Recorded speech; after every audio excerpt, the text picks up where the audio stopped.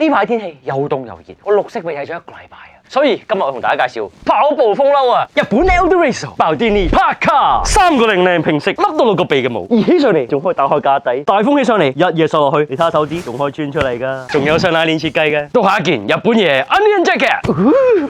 同我跑開步嘅人都知道，貓松呢件 jacket 係最中意嘅。日本嘢重 detail，可以穿手指，可以睇錶，仲有斜拉鏈，唔會影喉嚨嘅。冚到上嚟個鼻哥窿度，仲有5個顏色俾你揀嘅。YKK 上拉鏈設計，派上嚟咧好透風㗎，仲我哋索下架底係穿窿嘅。頂帽後邊有個袋仔，將佢揸，拍埋落去，搞掂。兩件日本嘢你都嫌貴。